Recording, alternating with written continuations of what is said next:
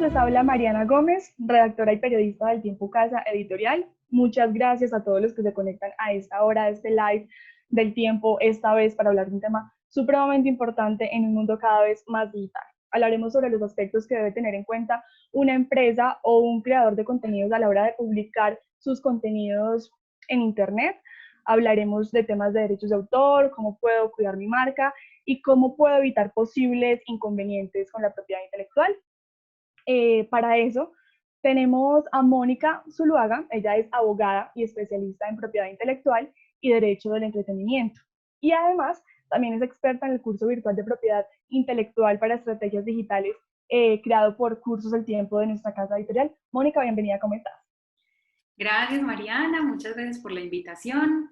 Yo pues muy contenta de estar aquí, de poderles contar sobre este tema que me apasiona tanto y que creo que, como tú lo decías, es cada vez más importante y más relevante a la hora de publicar contenidos y de crear. Bueno, para contextualizar un poquito a la audiencia, empecemos hablando de qué es la propiedad intelectual y a quiénes puede afectar. Bien, la propiedad intelectual es un régimen jurídico que regula las creaciones intelectuales. Esto significa que cualquier creación que hace un ser humano que pueda estar dentro de las categorías de la propiedad intelectual tiene una protección especial.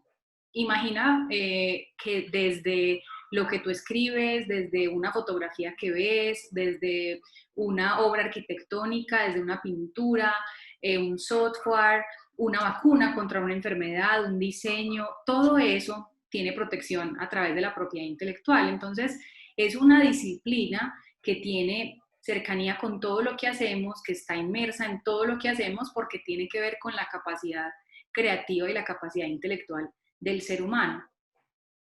¿Esa propiedad intelectual solamente tiene que ver con el derecho de autor o qué otros temas abarca? De la propiedad intelectual es como el género, ¿no? Es como la mamá.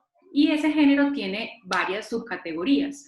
Esto se pensó de esta forma porque es muy distinto pensar en cómo protejo, por ejemplo, una canción o una pintura de cómo protejo un invento, una vacuna contra una enfermedad, un aparato científico.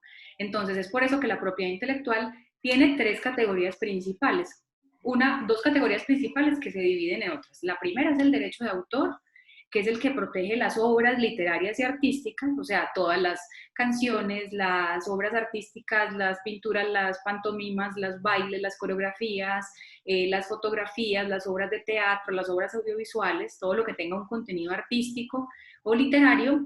Y por otro lado está la propiedad industrial, y en esa propiedad industrial tenemos las nuevas creaciones que incluyen las patentes, o sea, esa protección a esos desarrollos científicos y otras categorías, y además incluye también los signos distintivos, que son las marcas, los lemas o en general esos signos que yo uso para identificarme en el mercado.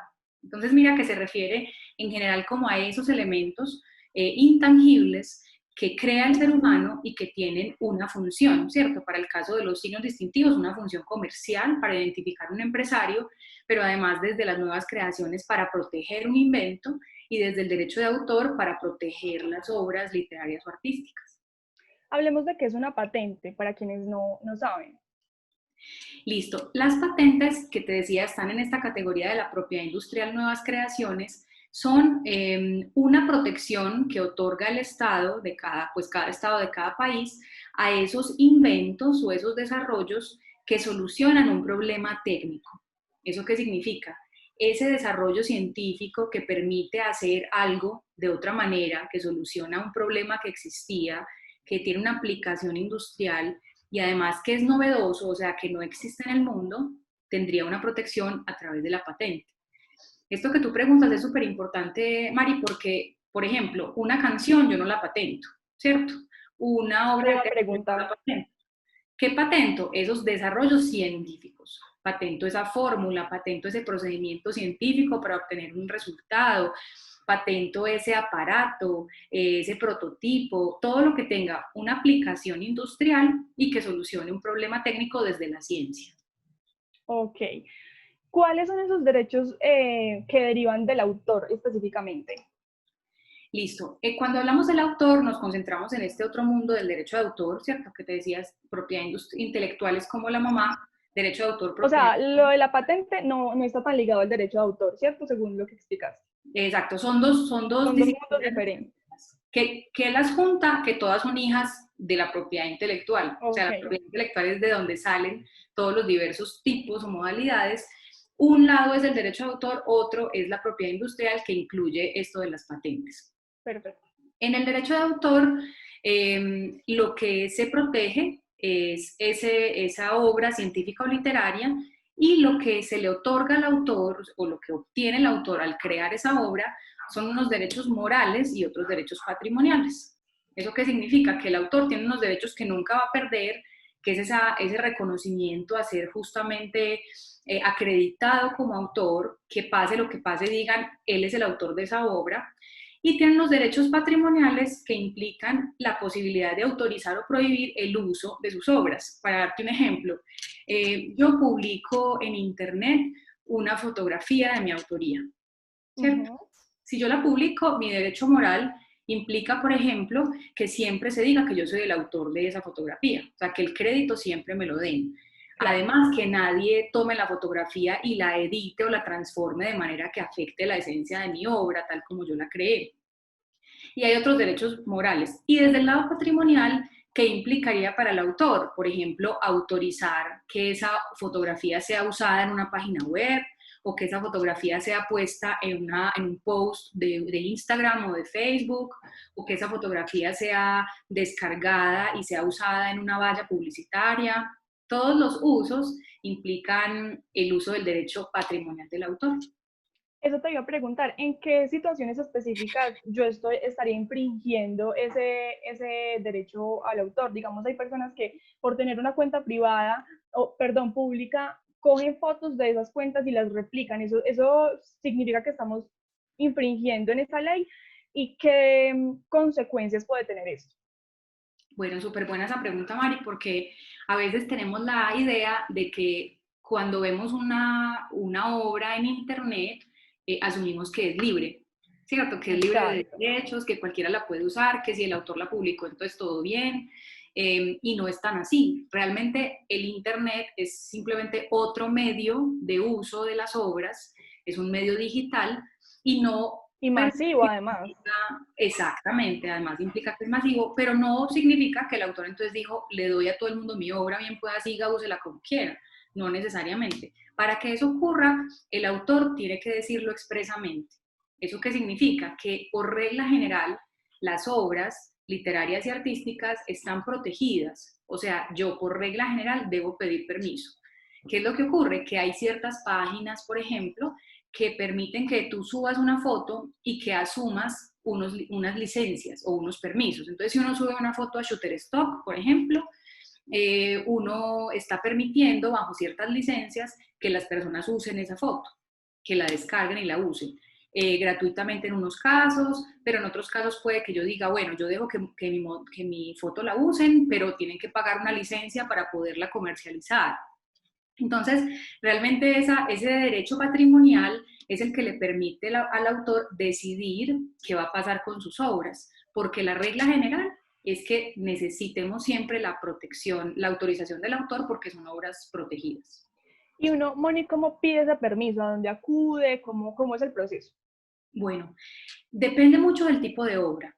Para darte un ejemplo, si es una obra musical, por ejemplo, si es una canción, lo ideal es identificar primero quién es el autor de esa obra, pero además en la industria musical existe otra figura que se llama la editora musical, que es la que administra el derecho de autor. Entonces típicamente uno va a la editora musical, pero puede ocurrir que el autor no esté en una editora musical, pero sí pertenezca a una entidad de gestión como Saico. Seguro has escuchado hablar de Saico. Claro. Saico recauda algunos de los derechos de los autores. Entonces, dependiendo, uno, del tipo de obra, dos, de si el autor está o no afiliado, y tres, del uso que se va a hacer de la obra, yo determino a quién le tengo que pedir el permiso.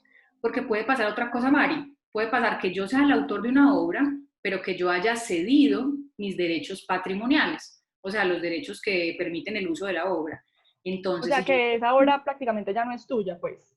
Exacto, o sea, ¿qué es lo que yo conservo siempre? Mi derecho moral, o sea, siempre conservo el reconocimiento de que soy el autor, pero es posible que yo diga, la obra yo la creé, pero se la voy a ceder a una empresa, por ejemplo, me la va a comprar un artista, por decir algo. En esos casos, a quien le tengo que pedir permiso es al dueño, que es diferente del autor, ¿cierto? Porque el autor Ok. se dio esos derechos Ujú. patrimoniales. Muy importante, nunca puede ceder los derechos morales. Uno cede los patrimoniales, que son los que implican la transacción, el uso, el movimiento de la obra. Pero el derecho moral, tú lo tienes como autor, pase lo que pase, sea lo que sea, perpetuamente, por toda la eternidad. Son derechos como muy, muy especiales y muy esenciales entre el autor y su obra. Y por eso son derechos que nunca se pueden ceder. Moni, para la regulación en Internet, ¿existe alguna ley por país o cómo se maneja la legislación en esos entornos digitales?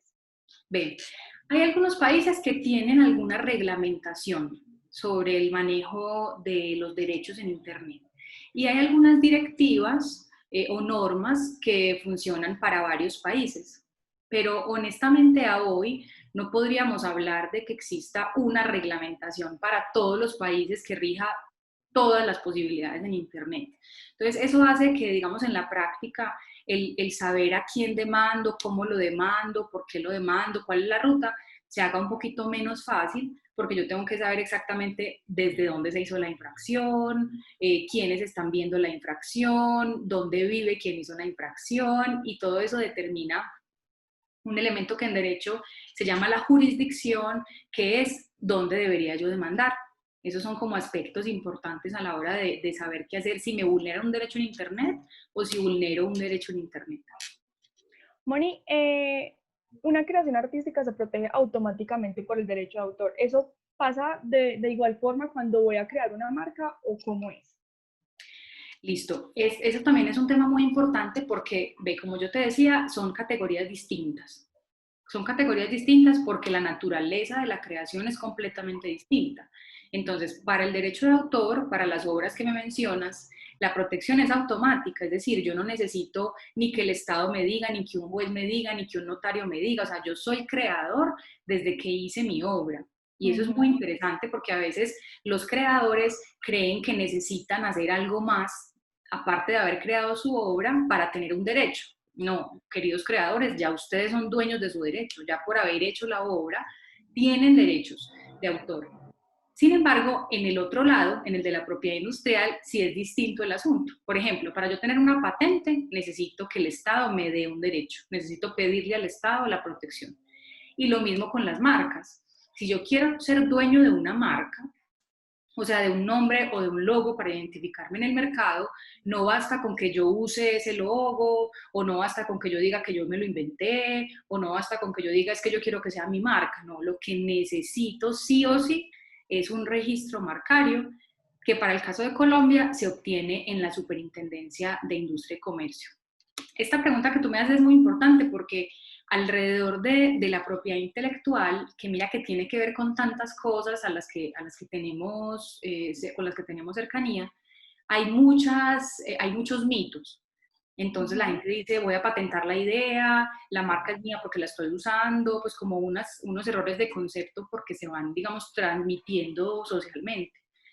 Y por esa razón, con el tiempo hicimos este curso de propiedad intelectual para creadores digitales, un poco tratando de resolver esos mitos, de aclarar exactamente qué derechos tengo como creador y especialmente cómo puedo proteger esos derechos, cómo yo garantizo que esos derechos estén debidamente protegidos y además me generen valor, porque eso también es muy importante. No basta con decir, tengo el derecho, qué felicidad, qué alegría, sino, bueno, entonces, ¿qué vamos a hacer? Ese derecho, ¿cómo nos va a dar valor? ¿Cómo lo gestiono? ¿Cómo lo exploto?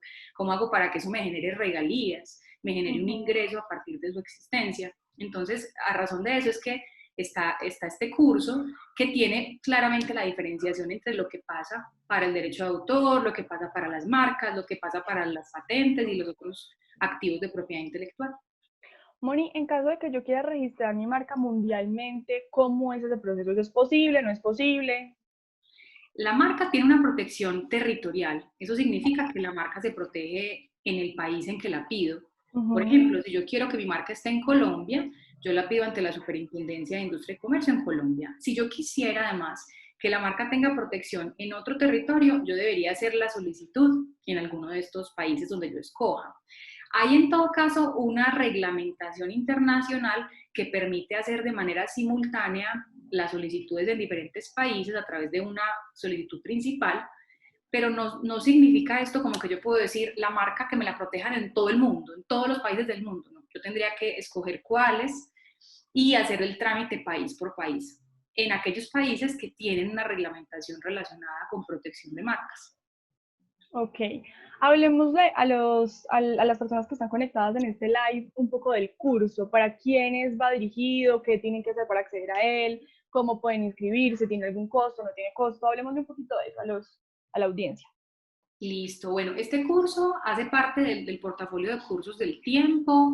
Es un curso que nos pensamos especialmente para creadores de contenido digital, sobre todo porque hoy en día es una práctica muy común. Nosotros, tengamos o no un negocio, estamos compartiendo y creando contenido todo el tiempo, pero a veces nos olvidamos que ese contenido tiene protección o no sabemos qué hacer si alguien toma ese contenido sin nuestro permiso o si una empresa decide usarlo como si fuera suyo.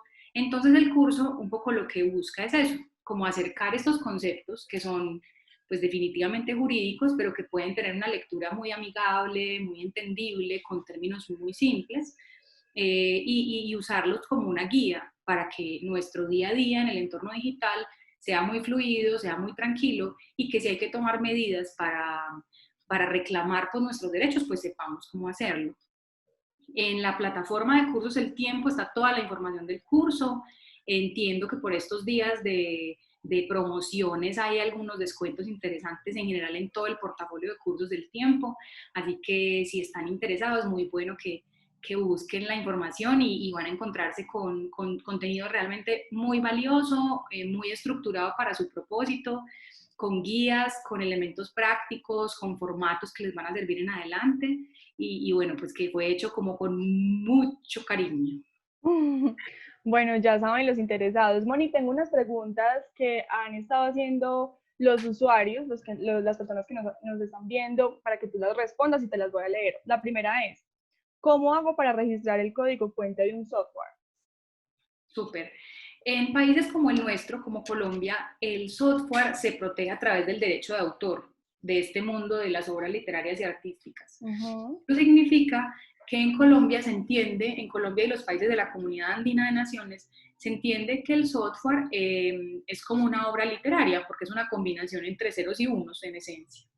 Entonces, para yo proteger el software, basta con que exista, ese software basta con que lo haya creado, pero se recomienda hacer un registro, que es un registro que se hace ante la Dirección Nacional de Derecho de Autor. Este registro se puede hacer en esta dirección para el caso de Colombia y en entidades similares en cualquier país.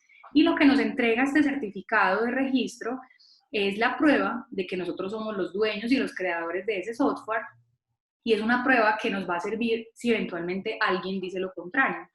Muy importante, Mari, aclarar que ese certificado de registro sirve tanto para el software como para cualquier obra literaria o artística. O sea, si yo soy un creador de pinturas, pues yo podría, con cada pintura que tenga, hacer este registro de mi obra y tener en mi archivo todos los certificados de registro para tener el soporte de que soy el creador. Para nuestro caso, ese registro es gratuito y además se puede hacer en línea. La Dirección Nacional de Derecho de Autor, que es la entidad encargada en Colombia de velar por los derechos de los autores, tiene una plataforma amigable, tiene cursos, tiene conceptos, tiene tutoriales, es súper bueno para los creadores y es una manera muy fácil de obtener ese certificado de registro. Moni, esta pregunta tiene que ver con algo que estábamos hablando ahorita, creo que fue parecido a algo que te pregunté, y es, si creo una publicación de Instagram y alguien más la usa, ¿es plagio si mi perfil es público? Bueno, ahí realmente cuando uno habla de plagio es porque se asume que el otro está intentando apropiarse de mi contenido de derechos de autor. Entonces hay como varios elementos por esclarecer. Lo primero es si el otro está simplemente reposteándome, por ejemplo, eso es un uso que permitimos cuando creamos nuestra cuenta en redes sociales. En esa lista grande de términos y condiciones que uno nunca lee, que le da acepto al final, bueno, en esa lista típicamente dice eso, que vos al montar tu contenido estás permitiendo que este sea reposteado. La letra chiquita que uno dice. Es la letra menuda. Reposteado, pero obviamente ese reposteo implica identificar la fuente, identificar quién lo originó. Pero si, por ejemplo, alguien toma tu post y lo monta como si fuera suyo, lo baja, lo descarga y lo monta como si fuera suyo, definitivamente hay una infracción de derechos de autor. Okay. Porque recuerda que las redes sociales y en general el entorno digital es simplemente un medio. No significa que sea un medio libre, es un medio. En algunos casos hay libertad, en algunas plataformas hay unas licencias estándar, pero por regla general el derecho del autor lo sigue teniendo el autor y solo este podrá autorizar su uso. Listo. La tercera pregunta es, una página de un país extranjero plagió mi marca en Instagram. ¿Puedo tomar acciones jurídicas contra ellos? Bueno, súper buena esa pregunta porque tiene que ver con varias cosas. Lo primero es, recuerden que una marca se protege con el registro. Entonces, primero, ¿tengo la marca registrada, sí o no? ¿Cierto? Lo segundo es, ¿tengo la marca registrada en el país donde está siendo vulnerada, sí o no? Si mi marca está registrada en Colombia, pero la vulneración es en Venezuela, posiblemente la ruta no sea reclamar por el uso de la marca. Pero tercero, ese logo que están usando, yo lo creé, o sea, yo soy dueña del derecho de autor sobre ese logo, aparte de la marca. Si la respuesta es sí, yo puedo hacer una reclamación, inclusive bajo la misma vía de la red social, para que el otro baje ese contenido porque yo soy el dueño. O sea, esto es importante entenderlo como si habláramos de bienes tangibles, como que si yo veo el carro del otro en la calle y la llave la tiene puesta, entonces yo me lo puedo llevar, ¿sí o no? Pues no, ¿cierto? Aunque tenga la llave puesta, es del carro del otro. Entonces Claro. esto es lo mismo, solo que como son intangibles, a veces nos cuesta como entender si son libres o no. Pero Claro, claro. pues, en conclusión, tienen privatización igual que cualquier propiedad. Moni, otra pregunta de alguien que dice, ¿cuáles son los pasos y costos para registrar una marca? Listo. Esto varía también en cada país, pero por regla general lo que hay que hacer es, hay un paso previo que se llama búsqueda de antecedentes marcarios, que consiste en verificar que esa marca no esté ya registrada en el país. Porque imagínate que uno hace Ok, un trámite de registro y que al final le digan, usted no se dio cuenta, debía otra igualita, no se la puedo dar, porque la marca no puede ser idéntica a otra que ya exista. Entonces, lo primero es una búsqueda de antecedentes marcarios.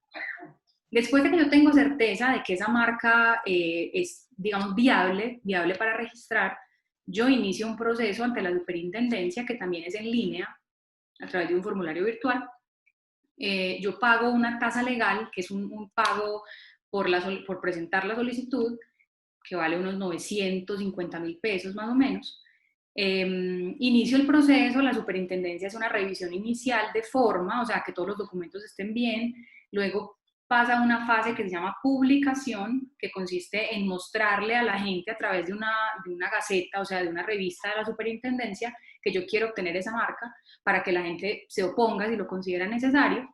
Y luego entra un estudio de fondo, donde la superintendencia ya se sienta con el expediente y dice, ok, esta marca es original, esta marca es distintiva, esta marca no se parece a otra, esta marca no afecta el orden público, entonces la voy a conceder.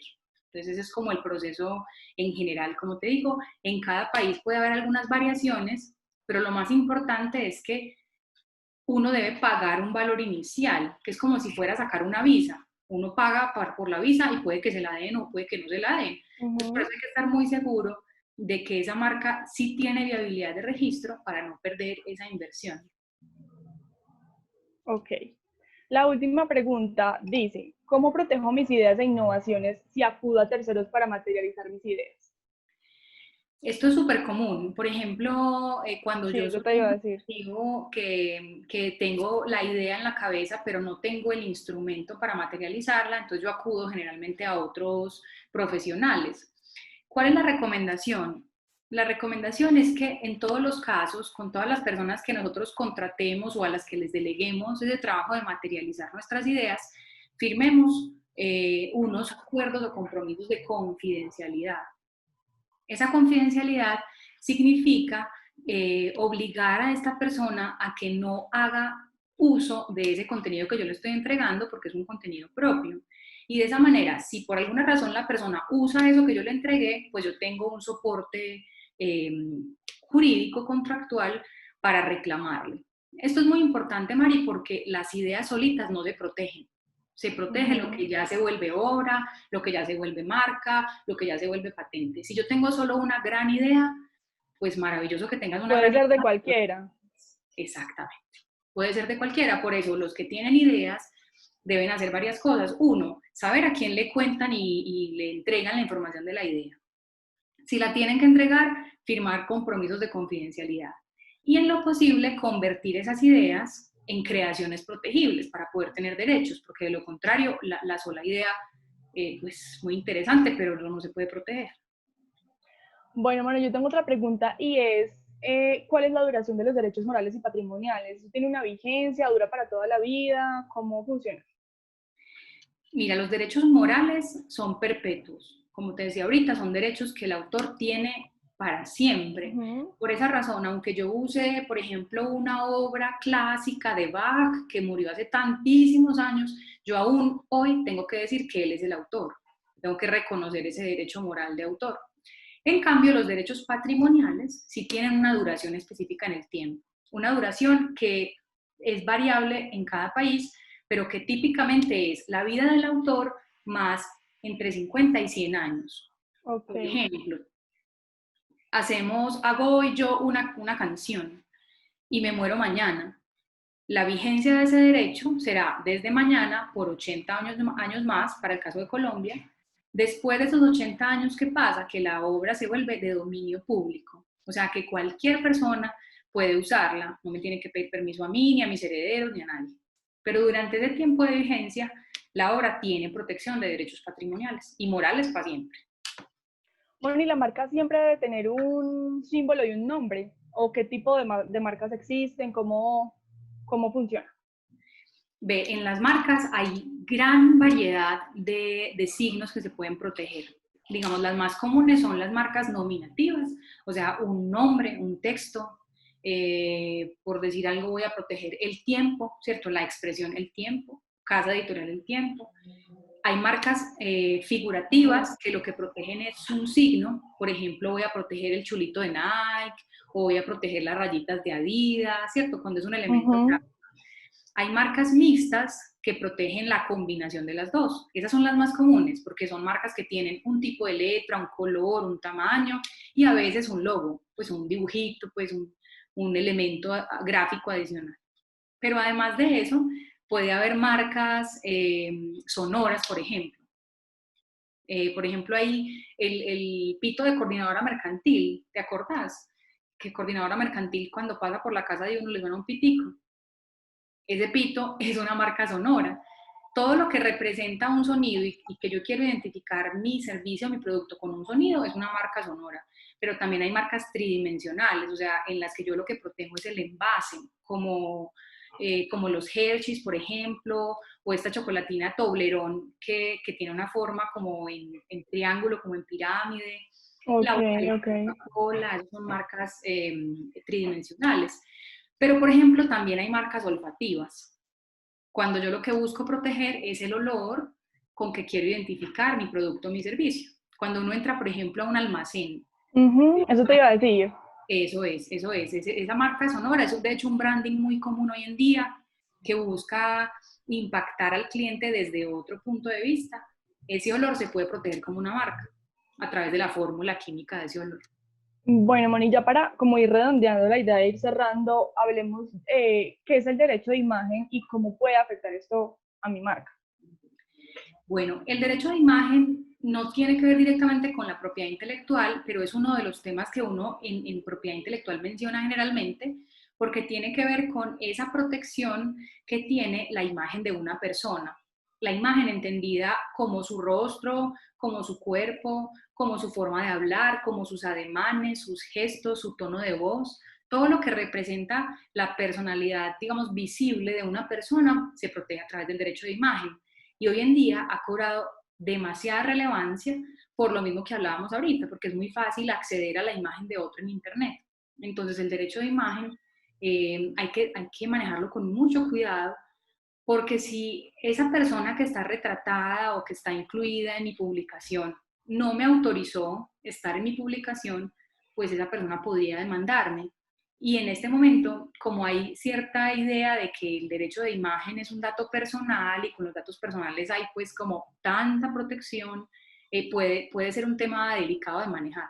Entonces, la recomendación es que siempre, si vamos a incluir la imagen de alguien en nuestras publicaciones, tengamos su permiso por escrito. Y Ok, acá hago una reflexión, Mari, que es importante, y es que estamos muy enseñados a que es suficiente con la palabra, con lo que hablamos, con lo que creemos, con lo que presumimos. Y para el derecho, la palabra, pues en general, para la vida, a la hora de probar cosas, la no palabra vale no es mucho. suficiente. Ujú, Claro, no es suficiente porque tu palabra contra la mía, y entonces ¿cuál va a pesar más? Lo que tú claro, recuerdas que lo que yo me acuerdo, lo que tú entendiste, lo que yo entendí. ¿Quién tiene la razón? es muy Nadie. subjetivo todo, claro. Absolutamente. Entonces, lo que recomendamos sí o sí, sean transacciones pequeñas, sean transacciones con amigos, sean transacciones con familia, lo que sea, es que tengamos esto por escrito. Por escrito no significa contrato largo con 1000 cláusulas enredado, no, por escrito puede ser un correo electrónico, puede ser un WhatsApp, o sea, que tengamos de manera escrita ese acuerdo entre las partes, de forma tal que eso nos sirva como una prueba de que llegamos a una conclusión conjunta y que eso nos va a favorecer en adelante para una reclamación. Moni, por último, ¿qué tipo de corrientes de protección podemos encontrar en Internet? En Internet hay varias corrientes de protección justamente porque nace esa idea que te decía de que en Internet todo es libre, ¿no? Entonces, está la corriente tradicional, que es el copyright, de la que un poco venimos hablando. Esta es la corriente anglosajona, que es cercana a la nuestra, que es francesa, y que dice el derecho de autor se protege, ¿cierto? Derechos reservados de autor, copyright. Pero aparecen otras corrientes, copyleft, por ejemplo, que es todo lo contrario, como que todo es de todos, el conocimiento no se protege, use lo que quiera. Y otras modalidades intermedias como el Creative Commons, que son como esas dos C que uno ve en una bolita. CC, un Sí, ese Creative Commons lo que busca es como permitir y flexibilizar el uso de obras en Internet sin tener que pedir permiso. Entonces es como, vea, si usted es el dueño de una obra y quiere licenciarla por Creative Commons, monte el icono de qué licencias me va a dar a través de Creative Commons. O sea, de una vez declare qué permiso me va a dar. Y yo veo ese tipo de permiso y uso la obra según el permiso que usted me dé.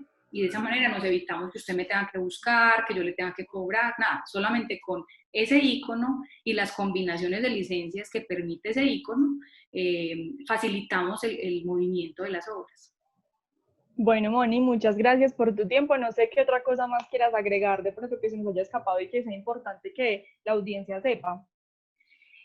Mari, no, pues gracias a ti, gracias al tiempo por este espacio y yo creo que la reflexión final tiene que ver con que le demos importancia a estos temas que si bien son legales y que a veces nos pueden parecer poco entretenidos, tienen todo Ujú. que ver con nuestra creación. Y si somos creadores, además de trabajar en nuestra creatividad, tenemos que fortalecer la gestión de lo que creamos.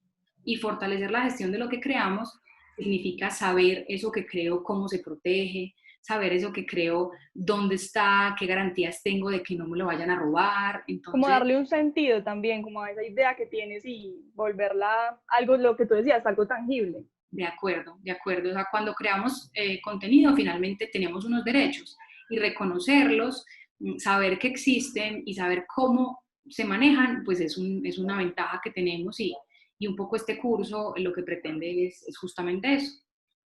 Bueno, Moni, para finalizar, recordemos de a todas las personas que nos ven a esta hora, ¿qué tienen que hacer para poder acceder al curso? Claro que sí, Mari. El curso está disponible en la plataforma de Cursos del Tiempo, en la página cursos.eltiempo.com. Allí pueden acceder a toda la información relacionada con el curso. El curso se llama Propiedad Intelectual para Estrategias Digitales. Es un curso completamente virtual donde pueden acceder al contenido a la hora que quieran, donde van a encontrar videos, tutoriales, ejercicios, contenido para descargar y retos muy interesantes que los van a acercar a esta temática de manera muy divertida. Así que bienvenidos y los esperamos en el curso de propiedad intelectual. Bueno, Moni, muchas gracias por tu tiempo, muchas gracias por toda la información tan útil y tan interesante que nos acabas de dar. Esperamos que haya sido pues también de mucha utilidad para ustedes, para los que estén creando una marca en un proceso de emprendimiento. Todo eso seguramente será de mucha ayuda para ustedes. Muchas gracias a ustedes también por acompañarnos durante este live. No olviden suscribirse a nuestras redes sociales y nos vemos en una próxima ocasión. Chao.